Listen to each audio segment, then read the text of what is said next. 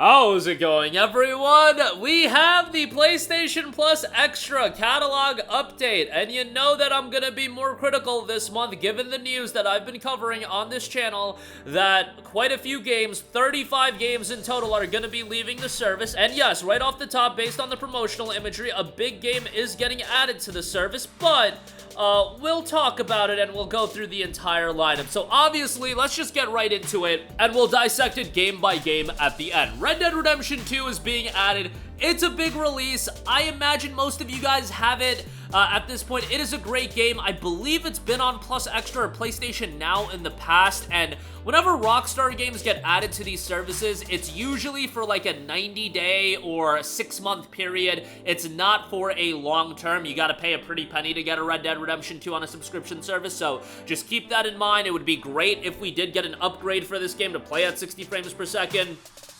But what can you do? This is the world we live in, where Rockstar does not do the things that I want them to do. It took us forever to get a Red Dead Redemption 1 remaster. It took us forever to get a 60 FPS upgrade on that. Well, at least longer than it should have. It should have launched with 60 FPS. Let's be real there. But, yeah, Red Dead 2 is a nice addition. It's just a game I feel like everybody owns, but I'm not gonna crap on it for that. Games like this getting added, it's a great thing, and it's a fantastic game. I personally enjoyed Red Dead 2 more than Red Dead 1. I know it seems like most people that I talk to like Red Dead 1 more. I can understand people's criticisms with Red Dead 2 for sure. It does have a slower start. It's trying to introduce all the characters and whatnot, but I thought Red Dead 2 was awesome, and by the end, the game was just absolutely tremendous. Loved the open world. Just a fantastic, fantastic game. Deceive Inc. I do believe this was a PlayStation Plus Essential title. Don't quote me on that. This is a live service game that just hasn't really popped off, and it's one of those games that, you know, came out with a little fanfare and really did get a lot of attention. You need to jolt up this game however you can, so, you know, adding it to Plus Extra will at least do a little bit. But this was published by Tripwire as well, just didn't get a lot of attention, so not really a huge addition there, but what can you do?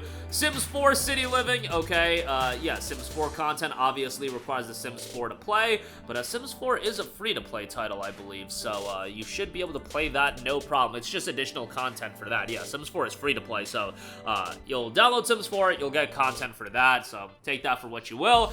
Crime Boss Rockay City, this game was panned, so, you know, take that for what you will. I didn't hear too many great things about it, didn't play it myself, but take on the role of rising underworld star Travis Baker as you set your sights on becoming the new king of Rockay City. In the solo roguelike campaign, you'll employ strategy and firepower to carry out cunning heists and claim turf from rival gang leaders, so there you go with that. Settlers New Allies, a strategy game with an in-depth build-up experience and real-time strategic battles. Choose among 3 factions, the Alari, the Maru, and the Jorn. Each has a unique look, playstyle, and background story. Experience a story-driven campaign as well. Stranded Alien Dawn, Brave a New World, and Stranded Alien Dawn, a planet survival sim, pacing the fate of a small maroon group in your hands. Forge your story through compelling and immersive strategic gameplay as you make vital decisions to protect your survivors from starvation, disease, extreme weather, and more. From basic camps to fortified bases, create a stronghold to defend the survivors from attacks by alien creatures that roam an expansive and deadly alien world. Cat Quest 1 is being added, as is Cat Quest 2. Like those additions, Cat Quest I feel like is a great title if you want something that's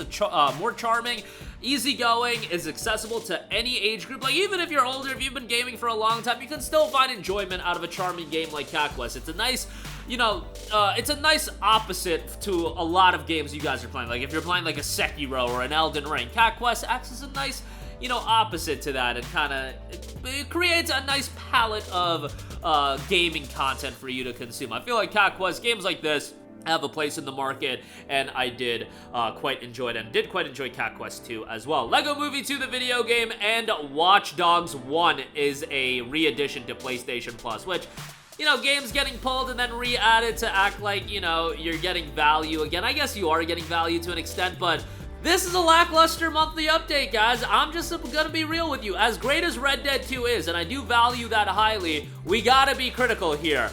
Given the fact that 35 games are leaving the service. Yes, 35 games are leaving the service, including the back catalog Final Fantasy titles.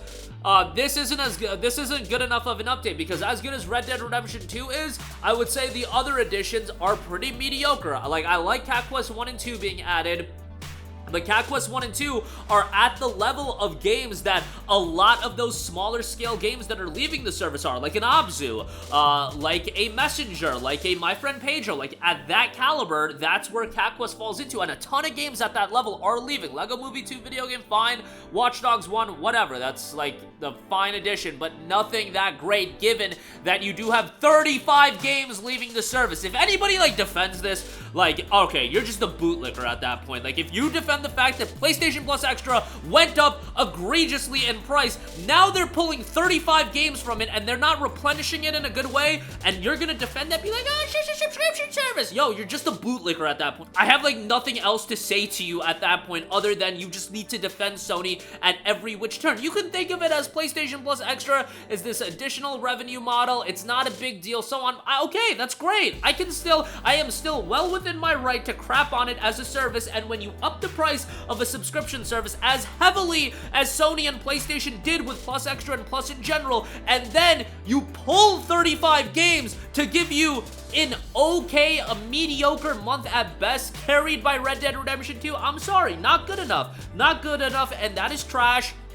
And Sony needs to do better with Plus Extra. That is the end of it. I get it that in the case with a lot of these games, they're gonna be games that people own, but there is opportunities to add games that people are going to care about. Do not tell me there aren't opportunities. And you're pulling a first-party game! How about you pick a different month to pull a first-party game when you're losing 34 other games already? Like, come on, man, it's just basic. It's basic stuff that just is mind-numbing to me. There are some Plus Premium editions as well. In 2 Extreme, G Police is being added, Worms Pinball, so if that is the difference maker for you, for your $150 a year, whatever it is, $135 a year, have at it. Worms Pinball, G Police, and 2 Extreme will hopefully take you there.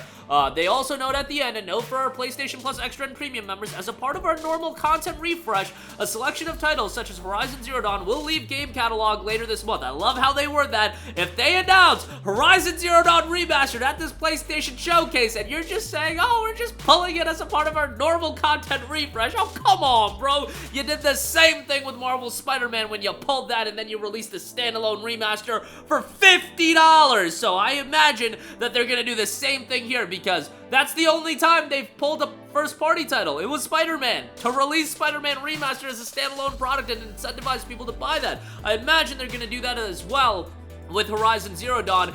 And man, if you're defending the price increase, Horizon Zero Dawn getting pulled, for them to probably release a remastered, and then the content refresh being mediocre as all hell, as 35 games are leaving the service, you are as big of a bootlicker as they come. Come on, guys. I love PlayStation as much as you guys. I think their games are tremendous. I think they do a lot of great work, but we gotta call out crap when we see it, and this is absolute crap, given all of the elements. The price increase, 35 games leaving, and getting like 10 games added to the service. I get it. Subscription prices are gonna go up. The content refreshes isn't always gonna be super consistent, but every month the content updates have been lackluster, and this month it's added insult to injury when you're talking about 35 games leaving the service as well. You gotta call it out for how I see it, and you can be of the mindset that, hey, it's not a big deal, it's just the accessory subscription service. Still, it's worth to crap on, even if it's a side business for Sony, because they could do better work with this given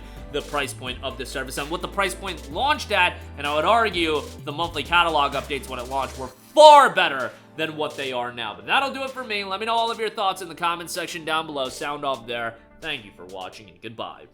Hey guys, we hope you enjoyed the video, and if you did, make sure to hit the subscribe button, and if you're already subscribed, do us a favor and hit the bell icon. This way you'll be notified whenever we post a new video. That's the best way to keep up with all of our uploads, and we usually try to upload 2 videos a day. And with the bell icon hit, you'll be notified whenever we do upload a video. As always, thanks for watching.